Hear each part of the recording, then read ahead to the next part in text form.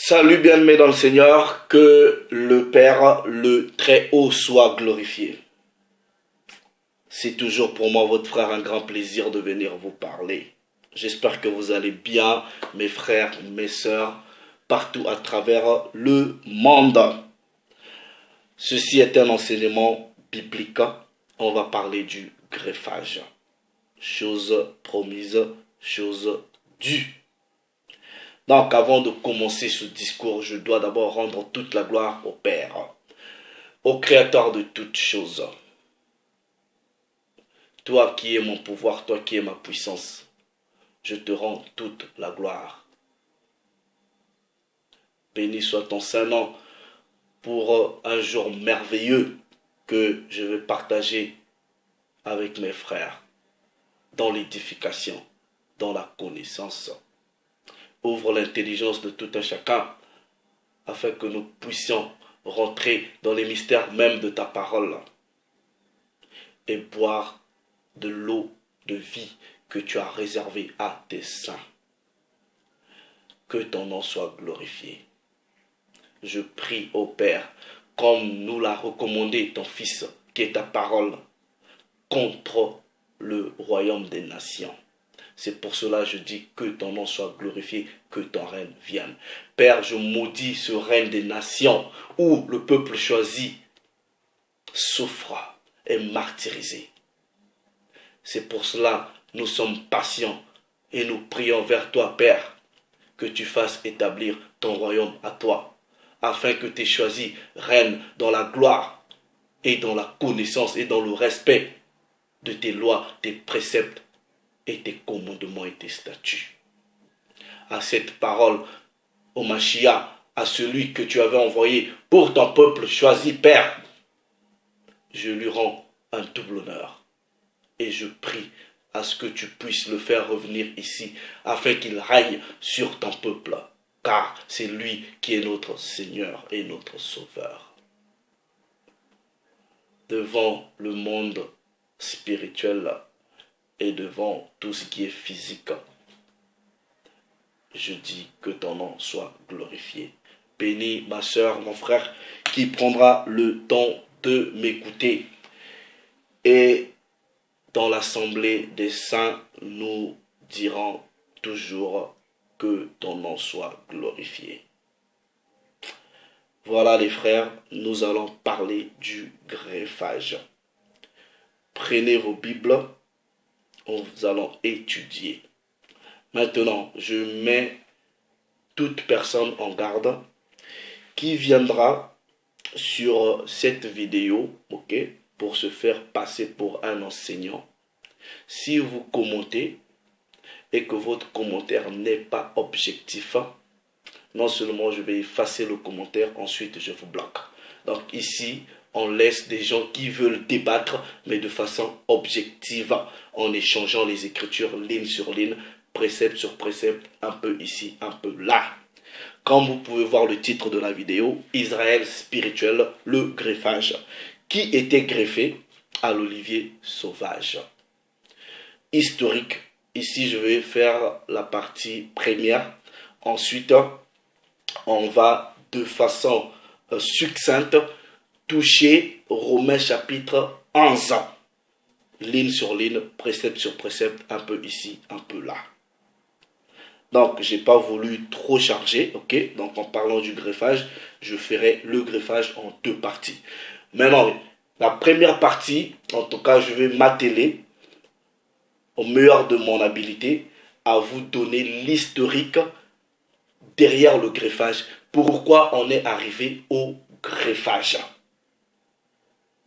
Maintenant, dans les églises, dans le christianisme actuel, ou tout au mieux dans le satanisme chrétien, ok, ils vous disent, soi-disant, que tout le monde est greffé à Israël. Israël, c'est l'olivier sauvage.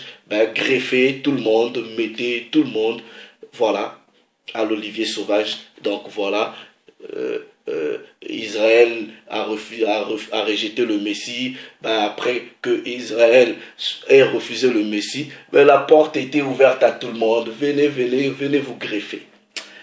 Maintenant, on va aller voir si c'est ce que la parole du Père dit. Quand les gens déjà disent que Israël avait rejeté le Messie, mais c'est faux. Mais comment Israël rejette le Messie? Il avait quand même des apôtres qui étaient encore des Israélites. Ça n'a pas de sens.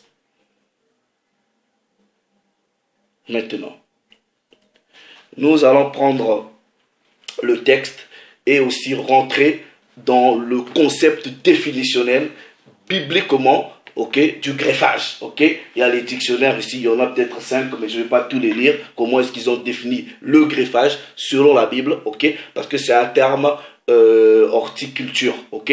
Donc c'est un terme qu'on utilise dans l'agriculture des plantes, des choses comme ça. Mais non, la parole, en tout cas, Paul de Tarse va prendre cette illustration de cet art-là, ok, pour symboliser quelque chose. Maintenant, nous allons savoir qui était l'olivier sauvage, qui étaient les branches qui devraient être greffées à l'olivier sauvage. Est-ce que les branches là qui vont subir le greffage, est-ce que c'est les Chinois, les Blancs, les je sais pas qui là, tout le monde? On va voir ça selon les Écritures. Si c'est tout le monde, l'Écriture va dire. Si c'est pas tout le monde, l'Écriture aussi va dire.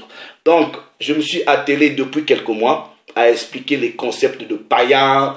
Ok, il y a deux types de païens. Il y a les païens étant des non-bantous, mais il y a aussi des païens étant des bantous qui ont vécu dans d'autres cultures.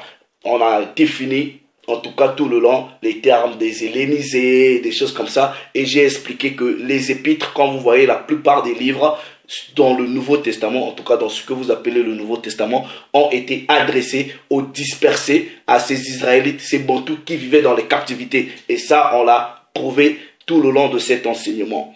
Maintenant, nous allons aller dans les Écritures, ok? Pour voir, nous allons aller dans les Écritures. Ça va être lent, ok? Parce que vous devrez bien comprendre. Voilà pourquoi je ne pouvais pas faire tout le greffage en une seule vidéo. C'est lent, parce que vous devrez prendre l'historique. Quelle était la raison du greffage?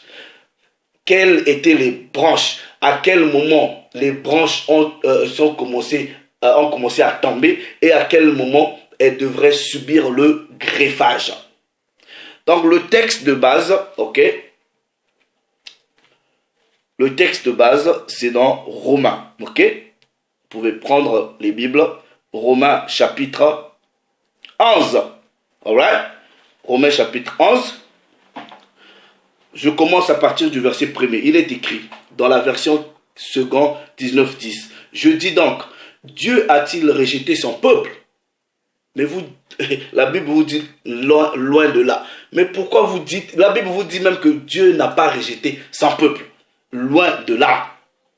Car moi aussi, je suis israélite. Ça, c'est Shaoul qui parle.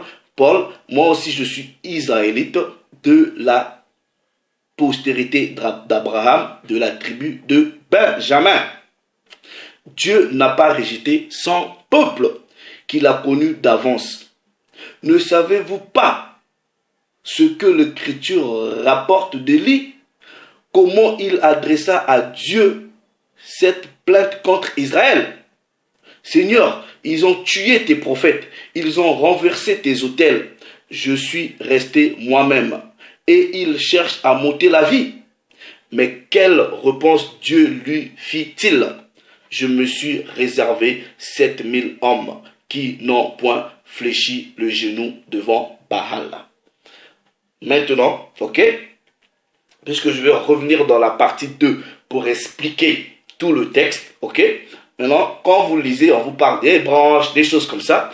Mais je prends maintenant à partir du verset 25, ok?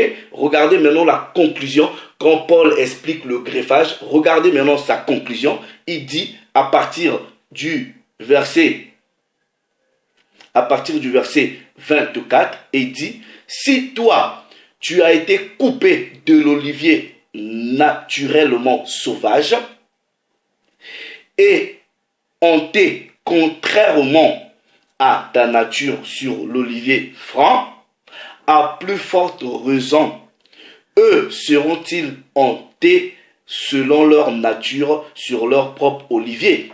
Verset 25. Regardez bien. Car je ne veux pas, frères, que vous soyez ignorants de ce mystère. Ok? Afin que vous ne vous regardiez point comme sages. On dit quoi? C'est une partie d'Israël. Et c'est qu'une partie d'Israël est tombée. Donc, on vous fait ici une métaphore, une illustration, en parlant des branches, mais on vous dit que par rapport à l'arbre, c'est une partie d'Israël qui est tombée. Donc, dans le cours de la vidéo, vous allez savoir c'est qui les branches, c'était quoi les branches là qui étaient tombées. Moi, on vous dit déjà que c'est une partie d'Israël qui était tombée. Ok? Regardez. C'est qu'une partie d'Israël est tombée dans l'endurcissement jusqu'à ce que la totalité des païens soit entrée. Maintenant, donc, si une partie d'Israël est tombée dans l'endurcissement, on vous dit jusqu'à ce que les païens soient rentrés. Les gens, quand vont voir païens sont rentrés là, ils disent, ouais, ben, les païens, c'est tout le monde. Donc, comme une partie d'Israël était tombée, ça a ouvert la porte à tout le monde. On va voir ça selon la lumière des Écritures. Maintenant, regardez, pour vous dire déjà, quand on vous dit que jusqu'à ce que la totalité des païens soient rentrés là, vous pensez que les païens c'est vous. Non, les païens là, ça reste toujours les Israélites. Ceux qui vivaient dans les captivités, on va définir ça dans la vidéo. Voilà, regardez, puisque la conclusion est quoi? Au verset 26, il dit, et ainsi, quand on dit et ainsi, c'est une déduction, c'est une conclusion. C'est une incidence, c'est une conséquence. Il dit, et ainsi, tout, pas une moitié, ok, puisqu'on vous dit qu'il y avait une partie qui était tombée, donc, mais par le greffage, ok, on dit, et ainsi, tout Israël, tout, pas une partie, tout Israël sera sauvé, selon qu'il est écrit, le libérateur viendra de Sion, et il détournera de Jacob les impiétés. Et ce sera mon alliance avec eux, pas avec vous. Mon alliance avec eux, qui tout Israël. Mon alliance avec eux, lorsque j'ôterai leurs péchés. Maintenant, regardez, ok? Regardez. Nous, quand on parle de greffage, ok? On parle de greffage. Le salut, c'est des promesses. Les histoires de greffage, où il y en a qui disent ils ont été adoptés, ok? Maintenant, nous allons prendre encore une autre écriture où la Bible vous dit que les histoires d'adoption là, les histoires de promesses du salut, c'est pas pour vous les païens, ok? En tout cas, c'est pas pour vous. Regardez, même Paul, dans Romains chapitre 9, il dit quoi? À partir du verset 1, je dis la vérité en Christ, je ne mens pas. Ma conscience m'en rend témoignage par le Saint-Esprit.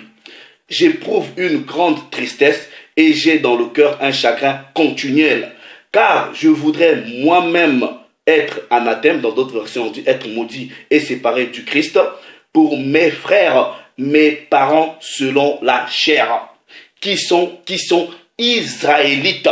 Pas il dit c'est les gens des nations, non, qui sont israélites. Aux Israélites à qui appartient quoi? L'adoption. Donc, si, selon les Écritures, il y avait des gens qui devraient être adoptés, on vous dit que c'est toujours les Israélites qui devraient être adoptés. À qui appartient en quoi? La gloire aussi. Les alliances, ce que vous appelez nouvelle alliance et ancienne alliance, ça appartient toujours aux Israélites. Jérémie chapitre 31, vous lisez dans Hébreu. Ok, ça appartient toujours aux Israélites. C'est pour cela que vous venez avec vos mensonges. Non, la première alliance, c'était avec Israël. La seconde alliance, c'est avec l'Église. Quelle Église? Avec le christianisme. Vous êtes des menteurs. La parole vous dit ici que toutes les alliances appartiennent toujours à Israël. Ok, nous continuons. On vous dit quoi? La loi appartient à Israël. Psaume chapitre 142, verset 19 à 20. Ok, le culte, c'est-à-dire le sacerdoce. Ok, la prêtrise, c'est toujours Israël. Donc, en gros, les païens ne peuvent pas vous enseigner les mystères du royaume. Je vous avais dit, vous allez détester la Bible. Ok, le culte, les promesses et les patriarches. Et de qui est issu, selon la chair, le Mashiach. La parole est simple. Maintenant, ok, la plupart des gens pensent que quand on parle du greffage, vous avez un arbre comme ça, ok, par exemple, vous avez un olivier, l'olivier était sauvage, c'est le greffage, ramenez tout le monde, on va mettre les pommiers, on va mettre, on va mettre la pomme, le citron, l'orange, on va mettre, je sais pas, les prunes, les fraises, les raisins sur un seul arbre. C'est ce que vous pensez. Si vous pensez que le greffage, selon les textes bibliques, comme on va l'expliquer, c'est un mélange de tout le monde, c'est-à-dire on prend tout le monde, venez rentrer. Ça, c'est contre la parole du Père. Pourquoi? Admettons, restons dans l'horticulture, ok? Vous avez un olivier ici, alright? Selon votre christianisme, on vous dirait, mélangez-vous. Donc, selon vous, votre greffage, on va prendre l'oranger en main, l'orange plutôt en main, citron, tous les fruits pour former un arbre multicolore. Maintenant, regardez, parce que en faisant ça là, c'est contradictoire à la parole du Père. Parce que le Père n'aime pas le mélange, il n'aime pas le métissage. Ok? Regardez ce qu'il dit dans Lévitique chapitre 19. Ok? Lévitique chapitre 19. Ça déjà, ça c'est déjà cut-off. C'est-à-dire Lévitique chapitre 19 au verset 19. Vous détruisez déjà toute votre imagination là du greffage, comme quoi vous mélangez. Regardez ce que la parole de Dieu dit. C'est pour cela dans votre christianisme là, vous n'aimez pas la loi. Ok? Regardez ce que la parole de Dieu dit. Lévitique 19, 19. Il est écrit, vous observerez mes lois. Tu n'accoupleras point des bestiaux de deux espèces différentes. Ok? Des bestiaux de deux espèces différentes. Tu n'ensemenceras point ton champ de deux espèces de semences. Maintenant, réfléchissez. Le Père vous dit déjà, dans un seul champ, vous ne pouvez pas, vous voyez, si vous avez un champ, là où vous plantez par exemple, vous avez un oranger, vous ne pouvez pas mélanger ou mettre à côté un oranger avec un manguier. Deux espèces différentes. Ok? Donc, vous pouvez que mettre à côté, ok, la même espèce. C'est ce que la parole de Dieu vous dit. Mais comment dans votre imagination, vous pensez que dans le greffage de l'olivier, vous allez avoir tous les autres fruits de différentes espèces? Mais je sais pas. C'est une folie. Le Père n'aime pas ça. Les orangers avec les orangers, les manguiers avec les manguiers, je sais pas, les citronniers avec les citronniers. C'est comme ça, c'est l'ordre. Nous allons maintenant prendre la définition même, ok, du greffage, ok. On va prendre ça dans les Bibles, ok. C'est pas, on va aller dans les histoires d'internet. Ça, c'est les dictionnaires bibliques, ok. Regardez, ok, ce qu'ils disent. Bon, c'est en anglais, mais je vais essayer de traduire, ok. Le greffage, ok, c'est un processus dans l'horticulture par lequel, regardez bien, une portion de la plante est unie avec une autre plante, ok, avec une autre plante. Maintenant, quand quelqu'un va dire avec une autre plante, il se dit, on dit avec une autre plante. Mais on va regarder, est-ce que c'est une autre plante d'une autre espèce ou c'est une plante de la même espèce? Nous lisons, ok. Voilà, est unie avec une autre plante, soit de la même espèce, ok, soit, ok, d'une autre variété, ok, même plante, même espèce, mais ça peut être une autre variété. Par exemple, vous avez la variété des oranges, donc vous pouvez faire le greffage de cet oranger avec différentes variétés, mais ça reste à la source la même espèce. Mais vous ne pouvez pas prendre une autre espèce comme les fraises, venir mélanger ça. Non, c'est comme ça que les biblistes définissent le greffage. Ok? Premier témoin. Je prends dans le Zandoven, ok? Dans le Zandoven, graft, ok? Il dit, dans l'horticulture, ok, c'est un processus par lequel les branches de l'olivier sauvage, ok, sont coupées, ok, et unies avec les branches d'un olivier qui est cultivé. Donc, donc ça, vos biblistes sont en train de vous dire, en gros, vous avez premièrement un olivier qui est sauvage, de la nature, et un olivier qui a été cultivé, ok. Ensuite, vous les greffez. Ça reste la même espèce. Ils disent pas ici, ouais, vous avez l'olivier sauvage, ramenez je sais pas quelle autre espèce pour faire le greffage. Non, ça n'existe pas. Maintenant, nous allons aller le prouver selon les Écritures, ok? Je vous avais déjà fait une vidéo où j'ai illustré comment on fait le greffage des oliviers. Ici sur ma chaîne, vous avez vu ce monsieur-là aller prendre les branches ou l'écorce ou le tronc d'un autre arbre. Non, il a pris seulement des oliviers. Ok? Maintenant, regardez. À tous ceux qui viennent, qui disent mais voyez la femme samaritaine, blablabla, le Christ aussi, la femme samaritaine. Ok. Anyway, alright. Maintenant, prenez vos Bibles. Nous allons prendre l'historique, pourquoi on est arrivé au greffage. Nous prenons, regardez, à tous ceux qui ne lisent la Bible, ok, comme ils étaient des intellectuels, c'est-à-dire, ils étaient intellectuellement unijambistes, c'est-à-dire, vous voyez, ils lisent seulement un seul verset, après ils vont venir, vous voyez la contradiction, vous voyez, ils font du bruit, vous voyez dans le christianisme, là, dans vos églises, votre pasteur, il prend seulement un seul verset, il commence à faire du bruit. Ils ne savent pas que la Bible, c'est un récit, et la Bible, ça se lit ligne sur ligne. Vous devrez tout lire pour bien comprendre. Regardez ceci, ok? Je vous prends maintenant un exemple, et là, on va rentrer dans l'historique même de pourquoi on est arrivé au greffage, ok? Regardez, Matthieu chapitre 5, ok? Non, chapitre 10. Matthieu chapitre 10. Regardez bien, au verset 5. Il est écrit, tels sont les 12 que le Christ envoya après leur avoir donné des instructions suivantes. Maintenant, regardez, il dit, n'allez pas chez les païens. Interdiction. C'est des instructions. N'allez pas chez les païens. Mais je vous là, vous dites que mais comment quelqu'un qui est venu pour tout le monde entier, mais il interdit encore aux gens d'aller chez les païens, puisque pour vous les païens ce sont des pécheurs. Mais il interdit encore aux gens, n'allez pas chez les païens.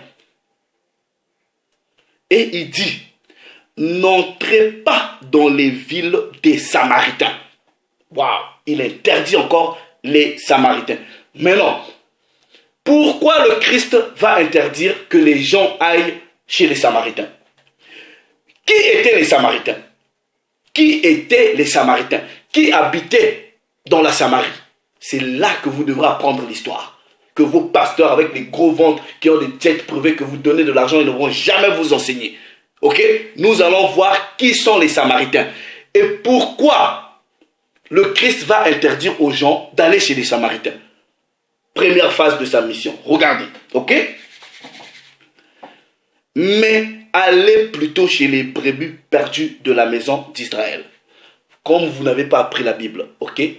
Le royaume d'Israël, c'est là pourquoi j'ai dit, je vais vous donner l'historique, était divisé en deux maisons. La maison d'Israël, ok? Et la maison de Juda. Voilà? Maintenant, regardez. Et il dit, allez prêcher et dites que le royaume des cieux est proche. Maintenant, quelqu'un qui avait déjà premièrement interdit aux apôtres d'aller dans les villages des Samaritains, chez les païens. Maintenant, regardez ceci. Regardez dans Actes, chapitre 1er, ok? À partir du verset 6, regardez. Alors les apôtres réunirent, Actes chapitre 1er à partir du verset 6. Alors les apôtres réunis lui demandèrent, Seigneur, Seigneur, est-ce en ce temps que tu rétabliras le royaume d'Israël? Pourquoi il parle du rétablissement du royaume? Tout simplement parce que à l'époque, le royaume était déjà divisé en deux nations. En deux nations. En deux maisons. Maison de Juda et maison d'Israël. Vous ne comprenez pas ces choses-là. Vous venez, vous allez étaler vos émotions. C'est pour cela les apôtres qui étaient conscients qu'ils vivaient séparés. Ok? On demandait au Mashiach, est-ce que tu vas nous rétablir comme on était avant? Regardez ce que le Christ dit maintenant. Ok? Il leur répondit, ce n'est pas à vous de connaître les temps ou les moments que le Père a fixés par sa propre autorité. Mais vous recevrez une puissance, le Saint-Esprit survenant sur vous, et vous serez mes témoins où? À Jérusalem. Retenez, Jérusalem, c'est la capitale de quoi? De quel royaume? Voilà, ceux qui connaissent, c'est la capitale du royaume du Sud. La maison de Juda. Ok? Jérusalem, dans toute la Judée, dans la Samarie. Donc, il dit maintenant, vous serez mes témoins dans la Samarie. Mais au départ, il leur avait interdit d'aller dans la Samarie. Et pourquoi il dit, quand l'Esprit va venir, vous serez mes témoins dans la Samarie aussi. Alors qu'au départ, il avait interdit aux gens d'aller dans la Samarie. Vous ne comprenez pas l'histoire, frère. Vous ne comprenez pas l'histoire. Venez pas étaler vos émotions là. Ok? Maintenant, il dit, et sur les extrémités de la terre. Pourquoi? Parce que ses frères étaient dispersés.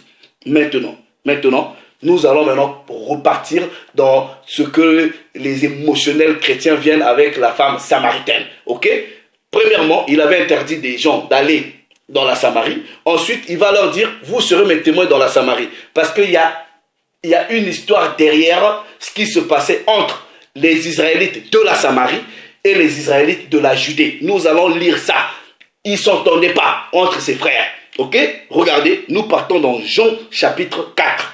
Dans Jean chapitre 4, où on vous parle de la soi-disant femme samaritaine, que la plupart des gens, vous êtes mal affermés, vous pensez que cette femme-là, c'est une païenne dans le sens, elle est non israélite. Mais vous racontez n'importe quoi. Regardez, Jean chapitre 4, nous lisons à partir du verset, je lis à partir du verset 1er, ok? Le Seigneur sut que les pharisiens avaient appris qu'il avait baptisé plus de disciples que Jean, ok? Alright? Toutefois, le Mashiach ne baptisait pas lui-même, mais c'était ses disciples. Alors il quitta la Judée et retourna en Galilée. Regardez bien, comme il fallait qu'il passât par la Samarie, il arrivait dans une ville de Samarie. Et pourtant, dans Matthieu, il a dit lui-même ne passez pas, ok? Mais il dit, il arriva dans une ville de Samarie nommée Shichar, près du champ que Jacob avait donné à qui? À Joseph, son fils. Jacob donne un champ à Joseph, Samarie, okay? Et vous venez, vous racontez des bêtises, vous croyez que cette femme-là, elle est qui? On va vous expliquer qui elle est, ok? Et on va vous expliquer c'est quoi la Samarie, c'est quoi les Samaritains. Vous ne comprenez pas l'histoire biblique. Nous continuons la lecture. Verset 6. Là se trouvait le puits de Jacob. Le Mashiach, fatigué du voyage, était assis au bord du puits. C'était environ la 6e heure. Une femme de Samarie vint puiser de l'eau. Le Mashiach lui dit, regardez maintenant, puisque ici on va rentrer dans les mystères. Le Mashiach lui dit, donne-moi à boire. Car ses disciples étaient allés à la ville pour acheter des vivres. La femme samaritaine lui dit, comment toi, qui est juif, quand on dit qui est juif ici, c'est tout simplement parce qu'il était de la tribu de Juda. Ok? Qui est juif, me demandes-tu à boire, moi qui suis une femme samaritaine? Mais les Samaritains, c'est des Israélites. Pourquoi cette femme-là lui dit, mais toi tu es juif, moi je suis samaritain, pourquoi tu me demandes à boire? Parce qu'ils ne s'entendaient pas. On va vous expliquer, vous allez lire ça, que les Samaritains et ceux de la tribu, c'est-à-dire le royaume du sud et le royaume du nord ne s'entendaient pas. C'est écrit dans la Bible. Regardez. Les Juifs, en effet, n'ont pas de relation avec les Samaritains. Les Juifs, en effet, n'ont pas les relations avec les Samaritains. C'est historique. C'est écrit dans la Bible. Nous allons aller lire ça dans la Bible. Regardez, Jésus lui répondit, si tu connaissais le don de Dieu et qui est celui qui te demande, donne-moi à boire, tu lui aurais toi-même demandé à boire et il t'aurait donné l'eau de vie. Et il se passe quelque chose de mystérieux ici. Seigneur, la femme l'appelle quand même Seigneur. Ok? Bon, Seigneur, c'est un titre de respect. Seigneur, lui dit la femme, tu n'as rien pour puiser et le puits est profond. D'où aurais-tu donc cette eau vive? Es-tu plus grand que notre père Jacob? Donc la femme vous dit que son père c'est Jacob. Donc ça veut dire qu'elle est israélite. Vous voyez ces énergumènes là qui viennent, qui parlent, la femme samaritaine, elle est israélite. Vous ne connaissez pas l'histoire biblique. Venez encore avec vos histoires de greffage là. À chaque fois que vous venez avec des doctrines sataniques, on va couper ça. Regardez, ok? Es-tu plus grand que notre père Jacob qui nous a donné ce puits? Jacob avait donné ce puits à Joseph. Ok? Maintenant, regardez.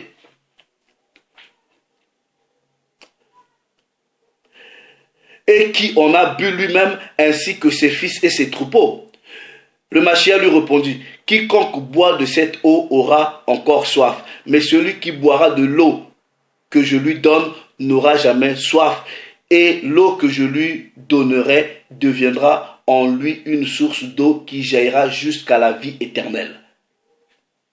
Il y a un combat, un échange spirituel qui se passe là. Va, lui dit, le Machia, appelle ton mari. Non. Voilà. La femme lui dit, Seigneur, donne-moi cette eau, afin que je n'ai plus soif et que je ne vienne plus puiser ici. Va, lui dit le Machia, appelle ton mari. La femme répondit, je n'ai point de mari. Le Machia lui dit, tu as raison de dire, je n'ai point de mari. Tu as 5 maris et celui que tu as maintenant n'est pas ton mari. En cela tu dis vrai. Le Seigneur dit à la femme, Seigneur, lui dit la femme, je vois que tu es prophète. Nos pères ont adoré sur cette montagne. Ok? Et vous dites, vous, que le lieu où il faut adorer est à Jérusalem.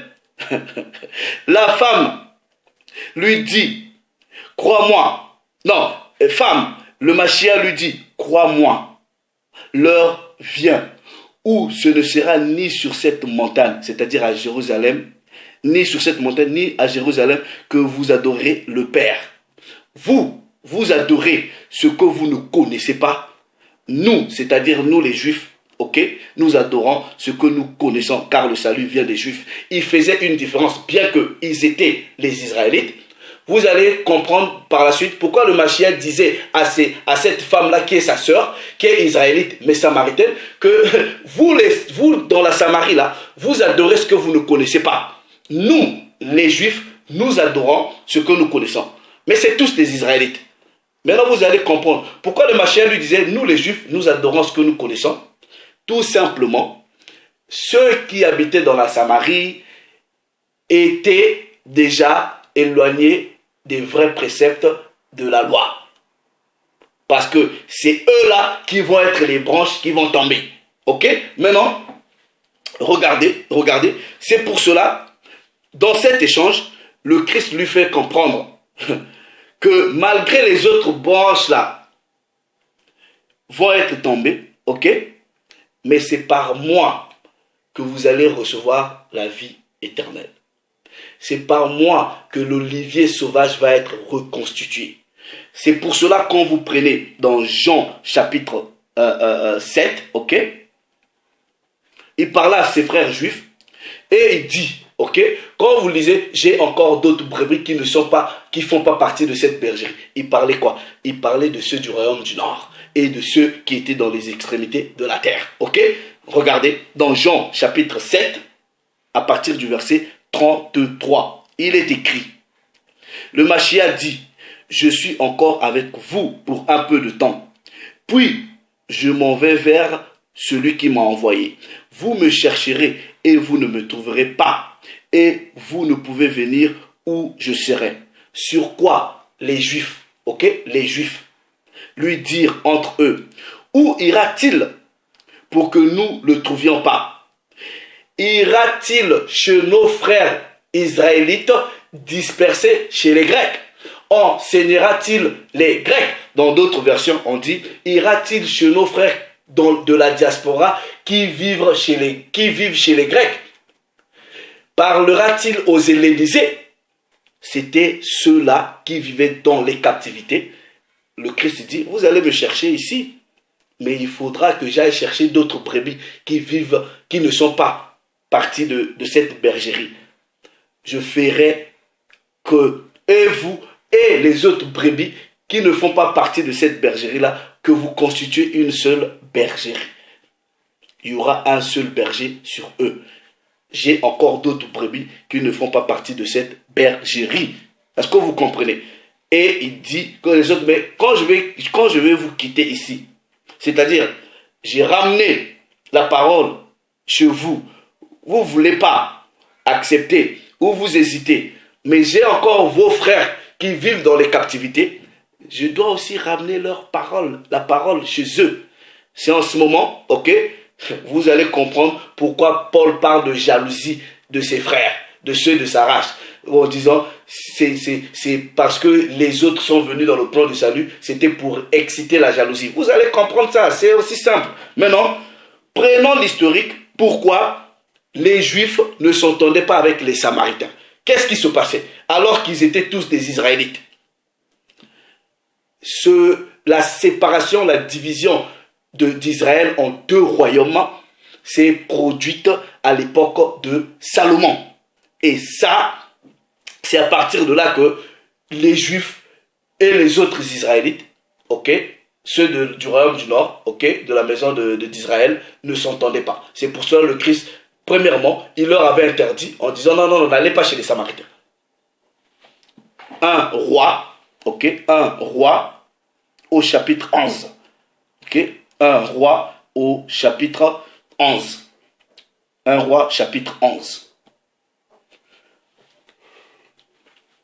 Il est écrit, le roi Salomon aimait beaucoup des femmes étrangères. Outre la femme de Pharaon, des Moabites, des Ammonites, des Édomites, des Sidoniennes, des Héticiennes, appartenant aux nations dont l'Éternel, ça c'était la faute de Salomon, dont l'Éternel avait dit aux enfants d'Israël, vous n'irez point chez elles, et elles ne viendront point chez vous. Après, quand on vous parle des histoires de métisage, c'est pas bon, vous dites que mais c'était interdit. Et le patriarche avait échoué. Ok, regardez. Elles tourneront certainement vos cœurs du côté de leur Dieu. Ce fut à ces nations que Salomon s'attacha, entraîné par l'amour. Ok, maintenant regardez. Je prends, vous pouvez lire à cause du temps, je prends maintenant à partir du verset 22, 26 plutôt. Regardez bien, ok?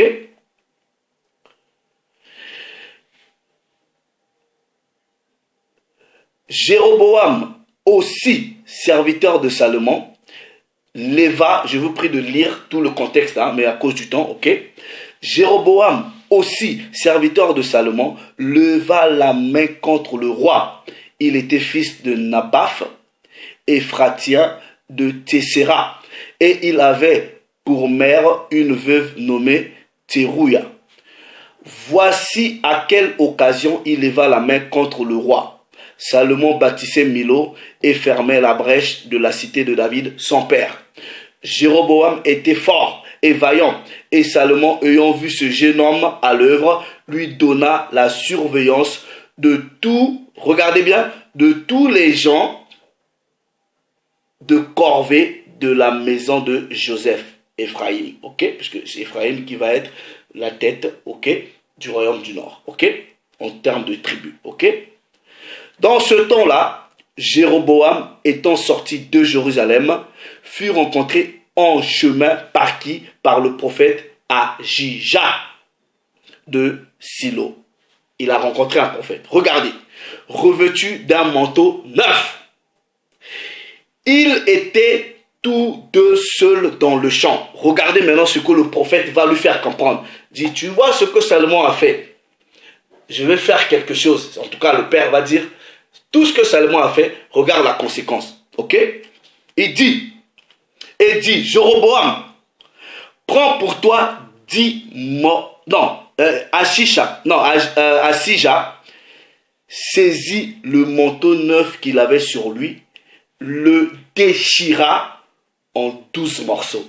Les 12 morceaux du manteau du prophète étaient représentatifs des 12 royaumes. Et il va dire quoi à Jéroboam? Et il dit à Jéroboam, prends pour toi 10 morceaux. Oh. Prends pour toi 10 royaumes.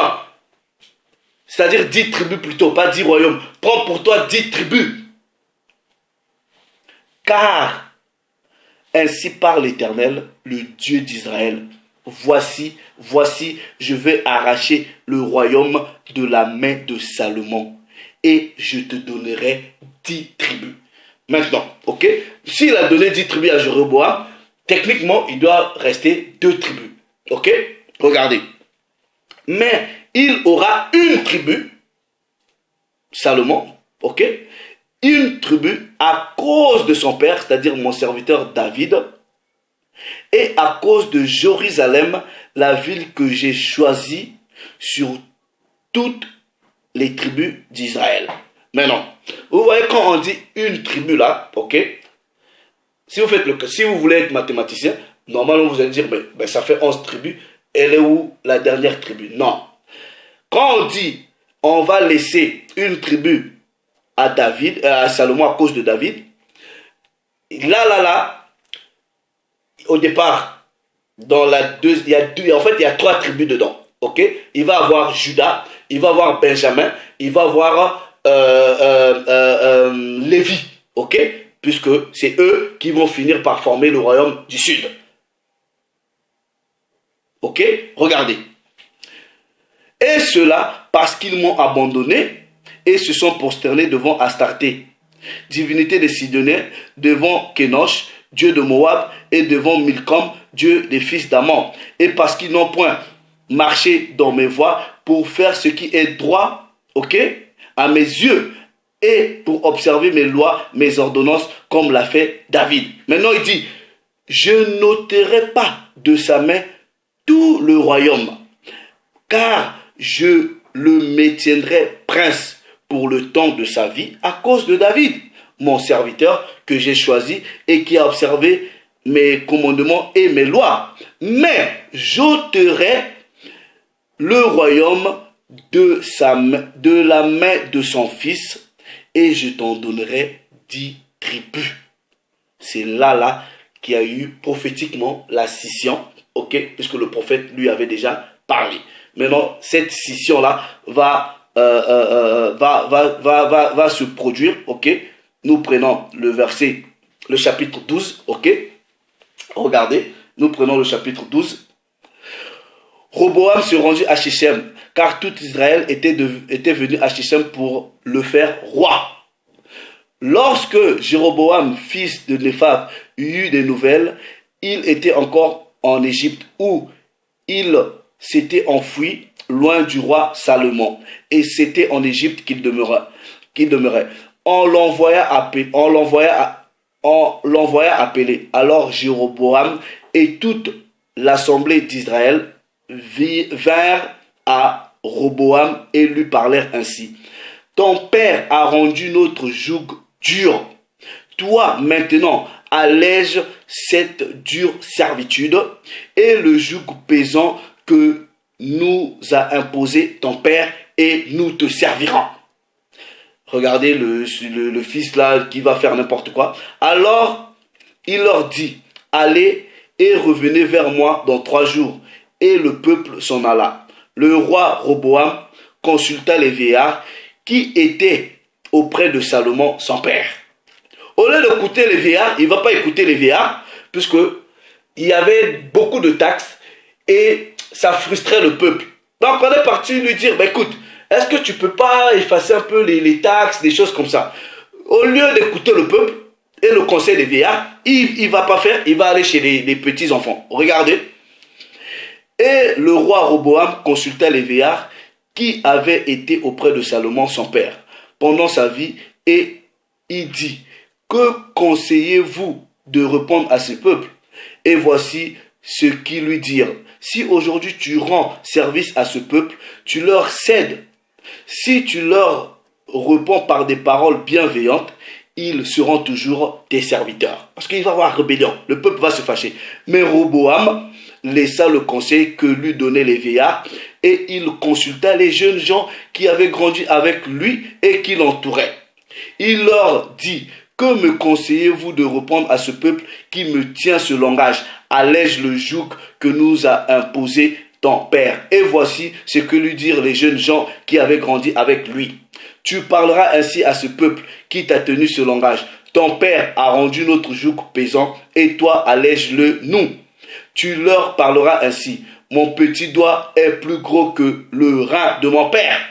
Maintenant mon père vous a chargé d'un joug pesant et moi je vous le rendrai plus pesant. Mon père vous a châtié avec des fouets et moi je vous châtierai avec des scorpions. Jéroboam et tout le peuple vinrent à Roboam le 3e jour, suivant ce qu'avait dit le roi. Revenez vers moi pendant 3 jours. Le roi répondit durement au peuple et il laissa le conseil que lui avaient donné les vieillards. Et il leur parla ainsi d'après le conseil des jeunes gens. Mon père, bref, nous prenons le verset 15. Ainsi le roi n'écoutait point le peuple, car cela fut dirigé par l'Éternel en vue de l'accomplissement de la parole que l'Éternel avait dite à qui? Par Ajisha de Silo, le prophète. Maintenant, regardez, comme il a refusé, regardez, lorsque tout Israël vit que le roi ne l'écoutait pas, le peuple répondit au roi: quelle part avons-nous avec David? Nous n'avons point d'héritage avec le fils d'Isaïe. À tes tentes, Israël, maintenant pourvois à ta maison, David. Israël s'en alla dans ses tentes. Les enfants d'Israël qui habitaient les villes de Juda furent les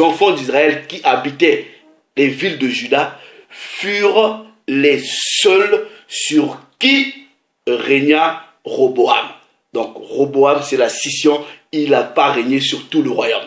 Ça, c'est la scission du royaume. Ok? Regardez. Nous prenons à partir... Voilà. Donc, regardez, maintenant regardez, ok, puisque quand le prophète avait parlé, il avait dit 10 royaumes et une autre 10 tribus et une autre tribu qui devrait rester. Regardez, à partir du verset 20, à partir du verset 19, il est écrit: c'est ainsi Israël s'est détaché de la maison de David jusqu'à ce jour. Israël, en parlant de la maison, quand on parle de la maison de David, c'est le royaume du sud, ok, la maison de Juda, c'est détaché. Quand on parle d'Israël, c'est le reste du royaume, ok, ils se sont détachés, ok, pour constituer le royaume du nord, avec pour tête Ephraïm ou Joseph, ok, et le royaume du sud. Mais maintenant, regardez, puisqu'au départ, on vous avait dit une tribu, mais en fait, c'est pas une tribu. Regardez, tout Israël ayant appris que Jéroboam était de retour, il envoya appeler dans l'assemblée et ils le firent roi sur tout Israël. La tribu de Juda fut la seule qui suivit la maison de David. Ok? Maintenant, regardez. Roboam, arrivé à Jérusalem, rassembla toute la maison de Juda et quoi? Et la tribu de Benjamin. 180 000 hommes d'élite propres à la guerre pour qu'ils combattissent contre la maison d'Israël afin de la ramener sous la domination de Roboam, fils de Salomon. Donc il a pris des Benjamites. Ok? Regardez. Mais la parole de Dieu fut ainsi adressée à Sheshamai, homme de Dieu. Parle à Roboam, fils de Salomon, roi de Juda, et de toute la maison de Juda, et, regardez, et de Benjamin, et au reste du peuple. Et ce reste-là, c'était les Lévites. Ok? Ainsi parle l'Éternel. Ne montez point et ne faites pas la guerre à vos frères, les enfants d'Israël. C'est-à-dire les enfants de la maison d'Israël, le royaume du Nord. Ok? Puisqu'il y avait déjà scission du royaume. Que chacun retourne dans sa maison, car c'est par moi que cette chose est arrivée. Ils obéirent à la parole de l'Éternel et s'en retournèrent selon la parole de l'Éternel. Jéroboam bâtit Sichem sur la montagne d'Éphraïm et y demeura, puis il en sortit et bâtit Pénuel. Jéroboam dit en son cœur, le royaume pourrait bien maintenant retourner à la maison de David. Si ce peuple monte à Jérusalem pour faire des sacrifices dans la maison de l'Éternel, le cœur de ce peuple retournera à son Seigneur. Et Roboam, roi de Juda, et ils me tueront et retourneront à Roboam, roi de Juda. Ok? Donc, en gros, quand vous lisez, c'est là qu'il y a eu division. C'est là qu'il y a eu division de deux royaumes. Maintenant, la Samarie, c'était la capitale du royaume du Nord. Ok? Avec Ephraïm, ou Joseph à la tête de 10 tribus. En tout cas de 10 ou 9 tribus, puisqu'on vous parle de reste. Maintenant, dans le royaume du Sud, vous avez Juda, vous avez Benjamin et Lévi. Ok? Maintenant, ce sont ceux-là du royaume du Sud, c'est-à-dire Juda, Lévi, Benjamin, qui gardaient la loi. Les autres sont partis dans les captivités, voilà. Je ne dis pas que... C'est-à-dire... Et ce qui fait que, quand vous arrivez dans le Nouveau Testament, et comme je l'avais déjà expliqué, vous avez toujours cette tendance-là où les autres prévalaient le fait qu'ils étaient des circoncis, que leurs frères qui vivaient dans les captivités n'étaient pas des circoncis. Mais c'est ça le contexte. Parce que eux, ils gardaient la loi. Maintenant, regardez, nous prenons Ésaïe, chapitre 11. Ok? Ésaïe, chapitre 11. Je lis à partir du verset 11, il est écrit. Dans ce temps-là, ok, déjà, donc vous allez comprendre que c'est le Mashiach qui va venir faire le greffage, c'est-à-dire le greffage va se faire par le Mashiach, ok? Regardez. Donc, regardez, dans Ésaïe, ouais. Et quand on va peut-être expliquer Romains 11, on va expliquer le mystère du greffage, ok? Ésaïe chapitre 11, ok? Donc, vous comprenez déjà qu'il y avait des altercations entre le royaume du Nord, Juda, et le royaume du Sud, Juda, et le royaume du Nord avec Ephraïm, voilà, et ils ne s'entendaient pas. Mais regardez maintenant, à partir du verset 10, ok? En ce jour, la racine, dans d'autres versions on dit rejetant, la racine d'Esaïe sera là comme une bannière pour les peuples. Les nations se retourneront vers lui et la gloire sera sa demeure. Dans ce temps même, le Seigneur étendra pour une seconde fois sa main. Pour faire quoi? Pour racheter le reste de son peuple. Où? Dispersé où? En Assyrie, en Égypte, à Pathos et en Éthiopie, à Alam, à Shinéar et à Hamath, et dans les îles de la mer. Il élèvera une bannière pour les nations, il rassemblera les exilés d'Israël, et il recueillera les dispersés de Juda dans les 4 extrémités de la terre. La jalousie d'Éphraïm, c'est-à-dire la jalousie du royaume du Nord, disparaîtra et ses ennemis en Juda seront anéantis. Éphraïm ne sera plus jaloux de Juda et Juda ne sera plus hostile à Éphraïm. Parce qu'ils vont revenir sur un même et un seul arbre. Vous voyez? Donc, pour résumer, ok? Pour résumer, quand nous prenons par exemple, parlant de la Samarie, Ésaïe chapitre 7, ok? Au verset 9, on vous dit, la Samarie est la tête d'Éphraïm.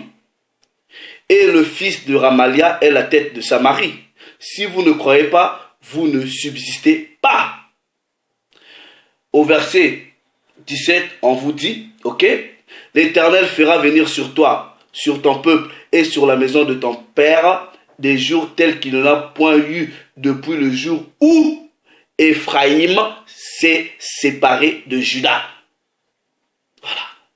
Donc, vous devrez comprendre d'abord l'historique derrière la séparation des royaumes. Pourquoi le Mashiach, maintenant, quand il vient, il dit, waouh, j'ai encore d'autres brebis qui ne sont pas de cette bergerie. Pourquoi le Mashiach, quand il vient, il dit, où ira-t-il? On lui pose la question. Il dit, bientôt, il faut que je m'en aille. On lui dit, où ira-t-il? Ira-t-il chez les nôtres qui sont dispersés chez les Grecs, chez les païens?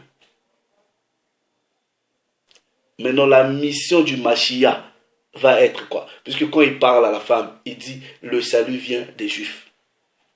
Mais cette femme-là, elle était israélite. Pourquoi le salut va venir des Juifs?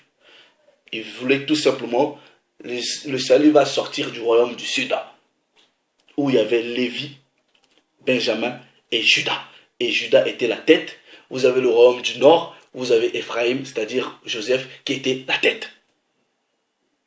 Vous avez Samarie et vous avez Jérusalem de l'autre côté. Donc, ou avant même de venir raconter des bêtises, tout ça là, faire des agitations pour rien, ok? Vous devrez d'abord comprendre l'histoire qu'on ne va jamais vous enseigner dans les histoires de christianisme. Est-ce que vous comprenez? On ne va jamais vous enseigner. Attendez. Donc voilà. Maintenant, ok, je vais vous donner encore un autre passage pour vous expliquer, ok, parce que le Christ lui-même, il va dire, ok, donc, quand lui dit le salut est venu pour des Juifs, vient des Juifs, ok, il parlait d'une nation, ok. Et le salut qui va quitter sa nation, c'est-à-dire le royaume du Sud, va aller dans l'autre royaume. Regardez bien ceci. Jean chapitre 11. Jean chapitre 11. À partir du verset 51. Il est écrit. Ok? Or, il ne dit pas cela de lui-même. Mais étant souverain sacrificateur cette année-là, il prophétisa que le Mashiach devrait mourir pour la nation. Pour la nation. Quelle nation? Le royaume du Sud. Ok? Mais on vous dit, ce n'est pas pour la nation seulement, mais aussi afin de réunir en un seul corps, en un seul arbre, ok, si vous voulez comprendre, puisqu'on parle du greffage, en un seul corps, les enfants de Dieu dispersés. Qui étaient les enfants de Dieu dispersés? Quelle était sa nation? C'est ça sa mission, et c'est là que vous allez comprendre comment Paul va vous éclaircir même le principe du greffage. Ça, c'était la première partie. Dans la deuxième partie, on va maintenant break down, on va expliquer vraiment Romain là, ligne sur ligne, pour voir le mystère du greffage, puisque le greffage là a été prophétisé il y a longtemps par les patriarches. Ils ont prophétisé le greffage. Vous allez voir, on parle des branches qui tombent, les branches qui vont être racolées. Et ces branches-là, ce n'est pas vous les païens. Les branches, ce sont les Israélites qui ont tombé. On va voir ça à la lumière des Écritures. Sur ce, je vous laisse. Le Père s'est encore glorifié. Shalom.